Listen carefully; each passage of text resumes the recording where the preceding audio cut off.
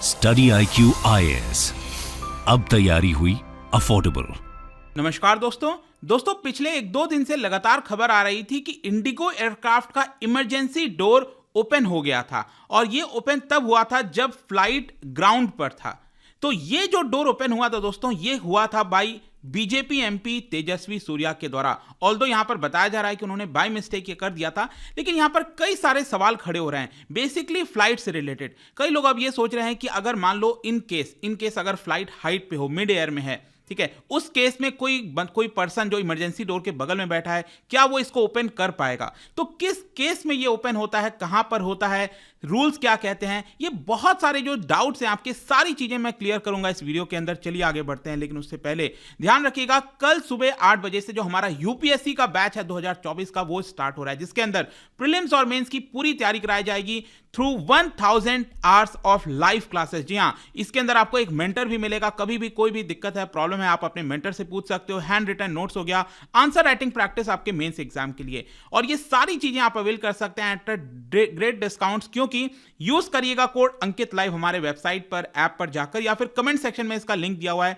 तो आपको ये डिस्काउंट मिल जाएगा। या फिर अगर आप इस साल प्रीलिम्स दे रहे हैं 28 मई को, उसके लिए बैच ऑलरेडी स्टार्ट हो गया, ये अभी भी आप ज्वाइन कर सकते हो। या फिर एनसीईआरटी कोई भी बैच ज्वाइन करना है, use the code Ankit live to get great discount. इसके अलावा और अगर आप एमसीक्यूज अटेम्प्ट करना चाहते हैं तो मेरे इंस्टा पेज पर जा सकते हैं, वहां पर स्टोरीज में जितने भी एमसीक्यूज हैं उसको आप अटेम्प्ट कर पाएंगे। चलिए शुरुआत करते हैं और सबसे पहले देखते हैं एग्जैक्टली हुआ क्या है। देखिए, सबसे पहले कुछ खबर आ रहा था, एलिगेशंस आ रहा था कि यहां पर कोई पर्सन है जिसने चेन्नई से बेंगलुरु जा रही एक फ्लाइट को जो है उसका इमरजेंसी डोर ओपन किया गया था पिछले साल 10 दिसंबर को। जी हां, ये इंसिडेंट हुआ था पिछले साल 10 दिसंबर को, लेकिन खबर जो है वो अभी 1-2 दिन से आ रही थी। और ये बेसिकली जो एयरक्राफ्ट में इमरजेंसी डोर ओपन हुआ था, उस समय जो एयरक्राफ्ट है, जो फ्लाइट है, वो ग्राउंड पर था। ये आपको ध्यान में रखना है, ये इंसिडेंट जब हुआ और बताया गया कि ये एयरक्राफ्ट ऑलमोस्ट जो रनवे होता है उसकी तरफ जा रहा था ताकि वहां से टेक ऑफ कर सके, लेकिन उसके पहले ही ये सारा इंसिडेंट हो गया था।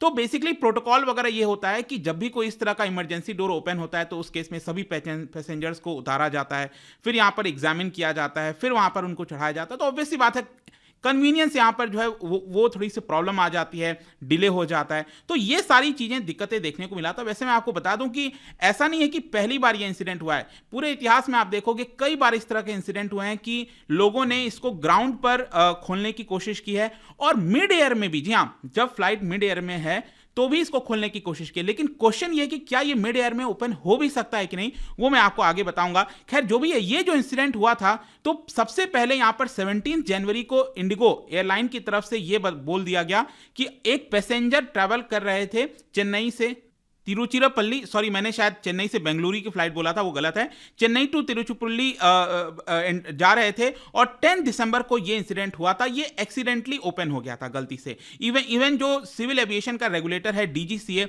उन्होंने भी बाय मिस्टेक इसको कह दिया कि एक पैसेंजर के द्वारा गलती हो गई थी। लेकिन जब यहां पर प्रेशर पड़ा कांग्रेस की तरफ से, जो स्टेटमेंट आए कि क्या ये बीजेपी के एमपी के द्वारा किया गया है, तब यहां पर जो सिविल एविएशन मिनिस्टर हैं ज्योतिरादित्य सिंधिया, उन्होंने कहा कि देखिए, हमें फैक्ट्स को देखना होगा। ये जो डोर है, ये बिल्कुल बीजेपी के एमपी जो तेजस्वी सूर्या हैं उनके द्वारा ही हुआ था, लेकिन ये बाय मिस्टेक हुआ था। और उसके बाद जितने भी सेफ्टी चेक्स वगैरह हैं वो देखकर इसको ये टेक ऑफ हो गया था फ्लाइट, और उसके लिए उन्होंने अपॉलॉजी भी, माफी भी मांगी थी कि ये गलती से उनसे ये हो गया है। खैर, जो भी है, ये तो एक इंसिडेंट हो गया इसमें जो होना था। लेकिन यहां पर क्वेश्चन ये है सबसे पहले कि इमरजेंसी डोर कहां पर होता है। देखो, एक तो हम सबको पता है कि जो डोर्स है, नॉर्मल जो डोर होता है, वो तो स्टार्टिंग में और एयरक्राफ्ट के एंड में, रेयर साइड में, दोनों जगह होता है। और जो इमरजेंसी डोर है वो आपको लगभग मिड में देखने को मिलेगा, जहां पर एयरक्राफ्ट का विंग होता है ना, जहां पर, ठीक है, वहीं पर एग्जैक्टली आपको ये इमरजेंसी डोर देखने को मिलता है ज्यादातर फ्लाइट्स में। जैसे कि इसका अंदर का आप देख सकते हो, इस तरह का, आई एम श्योर जितने भी लोग फ्लाई किए होंगे उनको पता होगा कि यहां पर इस तरह से इमरजेंसी डोर देखने को मिलता है। लेकिन क्वेश्चन ये कि इमरजेंसी डोर होता क्या है, तो इसके नाम से ही ऑब्वियस सी बात है कि इमरजेंसी के समय कोई प्रॉब्लम हो गया, क्रैश लैंडिंग हो गया, बर्निंग हो गया केबिन में, मतलब अंदर कुछ धुआं वगैरह भर गया, तो उस केस में ध्यान रखिएगा, जो क्रू होता है ना, जो वहां पर एयरक्राफ्ट के क्रू होते हैं, ऑफिशियल्स होते हैं, वो जब अनाउंस करते हैं, ठीक है, जो अटेंडेंट्स होते हैं, जब वो अनाउंस करते हैं कि आप इमरजेंसी डोर को ओपन करिए, तभी आपको ओपन करना है। ऐसा नहीं कि जब मन चाहा आपका मर्जी किया तो ये ओपन कर दिया, ठीक है, बहुत ही डेंजरस भी हो सकता है। तो इसको ओपन बिल्कुल भी नहीं करना है, किसी भी सर्कमस्टेंसेस में नहीं करना है, ये एक पनिशेबल ऑफेंस हो सकता है, ठीक है। तो ड्यूरिंग टेस्टिंग, इनफैक्ट जब फ्लाइट्स बनाए जाते हैं ना, जो ये फ्लाइट्स की मैन्युफैक्चरिंग वगैरह होती है, तो टेस्टिंग और सर्टिफिकेशन को लेकर भी यहां पर मैन्युफैक्चरर्स को डेमोन्स्ट्रेट करना होता है कि जो फ्लाइट है उसको 90 सेकेंड के अंदर पूरा फ्लाइट, क्या वहां से सारे पैसेंजर्स निकल सकते हैं, मतलब कि 90 सेकेंड के अंदर, मतलब पूरा फ्लाइट अगर मान लो फुल है तो इमरजेंसी डोर ओपन होने तक क्या 90 सेकंड में सारे पैसेंजर्स निकल पाएंगे, ये डेमोन्स्ट्रेट करना होता है ताकि उनको टेस्टिंग और सर्टिफिकेशन यहां पर मिल सके। इनफैक्ट 2006 में जो है अगर आप देखोगे तो एयरबस का A380, जो कि वन ऑफ द लार्जेस्ट ये प्लेन है, आप देख सकते हो एयरबस का A380, अगेन कई सारे टीयर्स आपको देखने को मिल रहे होंगे ऊपर नीचे। तो बेसिकली क्या है, इन्होंने इसके अंदर जो कैपेसिटी है वो 853 पैसेंजर्स की है। सोच के देखिए 853 पैसेंजर्स आ सकते हैं इसमें।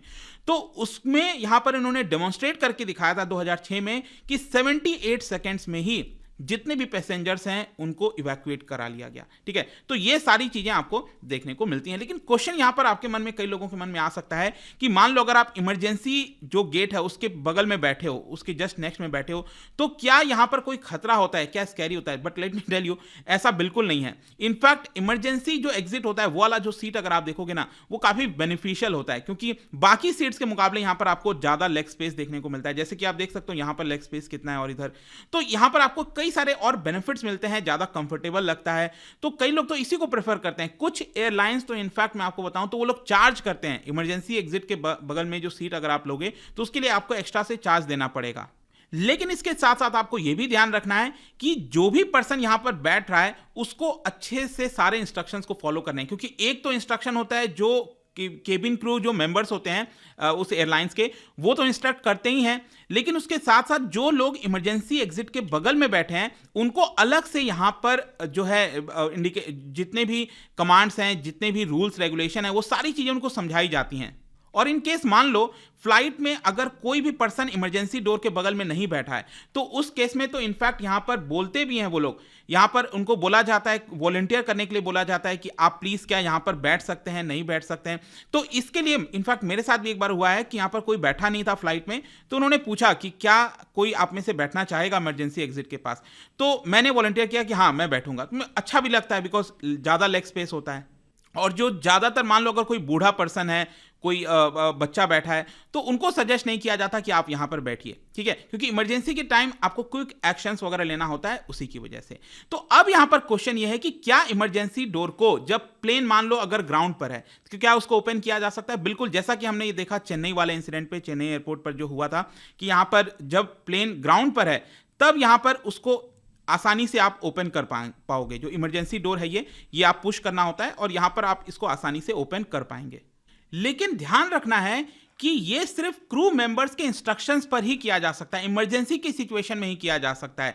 कई बार ऐसा इंस्टेंसेस देखने को मिला है पूरे दुनिया भर में कि कई बार लोगों ने इसको ओपन कर दिया है, या मतलब ओपन करके और जो विंग्स होता है यहाँ पर जो एयरक्राफ्ट का विंग है उस पर वॉक करने लग गए। कई बार ऐसे इंसिडेंट आए हैं और जब एनफोर्समेंट एजेंसीज उनको पकड़ती हैं तो उनके द्वारा रीजन दिए जाते हैं कि मुझे सफोकेशन हो रहा था, मैं वहां से चलकर जाना चाहता था। तो इस तरह के रीजंस भी कई बार देखने को मिलते हैं, लेकिन ये सारे वॉलेशंस होते हैं, यहाँ पर पेनल्टी और सजा भी हो सकती है, ठीक है। तो ये तो ग्राउंड की बात होगी। क्वेश्चन यहां पर यह है कि क्या जब फ्लाइट मिड एयर में है, जब हवा में है, क्या उसको तब ओपन किया जा सकता है? क्योंकि कई बार मूवीज वगैरह में आपने देखा होगा ऐसा होता रहता है, but let me tell you ये सिर्फ मूवीज में ही पॉसिबल है। रियलिटी में आप मिड एयर में प्लेन का जो इमरजेंसी डोर है वो ओपन नहीं कर सकते। जो पैसेंजर यहां पर बैठा है वो भी नहीं कर सकता और इनफैक्ट जो क्रू मेंबर्स हैं कोई भी नहीं कर सकता इसको। एक ह्यूमन के लिए इसको मिड एयर में ओपन करना पॉसिबल नहीं है। अब ऐसा क्यों? It is because of the pressure system. बाहर का जो एयरक्राफ्ट के बाहर का जो प्रेशर है वो डिफरेंट है और जो एयरक्राफ्ट के अंदर का जो केबिन प्रेशर है वो डिफरेंट होता है। देखिए बाहर, क्योंकि फ्लाइट काफी हाइट पर है तो आपको पता ही है कि आउटसाइड जो एयर है वो बहुत ही थिन होगा, जो ऑक्सीजन लेवल है उसमें बहुत कम होता है जब एल्टीट्यूड पर होता है फ्लाइट। और क्योंकि अब ह्यूमंस बैठे हैं फ्लाइट के अंदर तो उसमें प्रेशराइज्ड कर दिया जाता है एयरक्राफ्ट के केबिन को। तो इस तरह का कंडीशंस बना दिया जाता है, आपको हवा मिलती रहती है ताकि आप सांस ले सके, आप नॉर्मली ब्रीथ कर सकें। तो ये नॉर्मल कंडीशन में इसको करने के लिए होता है, लेकिन जो बाहर का प्रेशर है वो काफी कम है और जो केबिन का प्रेशर है वो ज्यादा है। और इसी की वजह से जब आप इसको पुश करोगे, किसी भी ह्यूमन के लिए उसको पुश करना आसानी, क्योंकि लगातार प्रेशर डलता रहता है डोर के ऊपर और आप उसको कितना भी कोशिश कर लो, एक ह्यूमन उसको पुश नहीं कर सकेगा। इनफैक्ट यहां पर जो एयरलाइन के पायलट हैं, जो कि कॉकपिट कॉन्फिडेंशियल का नाम का जो एक बुक उन्होंने लिखा है, askthepilot.com, उन्होंने भी इसका वेबसाइट बनाया है। उन्होंने इन सारी चीज़ों के बारे में जानकारी दी है कि लगभग कितना प्रेशर डलता है।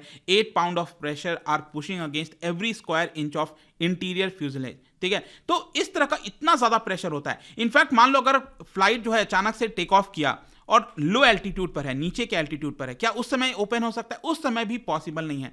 उस समय भी इतना प्रेशर पड़ता है उसके ऊपर, डोर के ऊपर, कि कोई भी उसको ओपन नहीं कर पाएगा। तो आई होप कि यहां पर लॉजिकल वे में बहुत सारी जो चीजें थी वो आपको अच्छे से समझ में आई होंगी। और जाने से पहले एक इंटरेस्टिंग क्वेश्चन क्या बता सकते हैं, ये 4 इवेंट्स दिए हुए हैं, ये चारों इवेंट को आपको क्रोनोलॉजिकल ऑर्डर में अरेंज करना है। ये इसका राइट आंसर आप सबको पता है, मेरे इंस्टाग्राम पर तो मिलेगा ही, वहां पर अगर आप नहीं हो कोई बात नहीं, टेलीग्राम से भी ले सकते हैं इसका सही उत्तर। मैं कई सारे जो एमसीक्यूज हैं वो यहाँ पर स्टोरीज में डालता रहता हूं। और अगर आपको पीडीएफ चाहिए तो टेलीग्राम पर आइए, अलग अलग सोशल मीडिया पर आप जुड़ पाओगे। और जैसा मैंने बताया, यूपीएससी की अगर आप तैयारी कर रहे हो, देन कल से हमारा बैच स्टार्ट हो रहा है। Don't miss this, use the code Ankit live ताकि आपको ग्रेट डिस्काउंट मिल सके। आई होप की वीडियो आपको पसंद आया होगा। मिलता हूं आपसे next time. Till then, thank you very much, see you soon.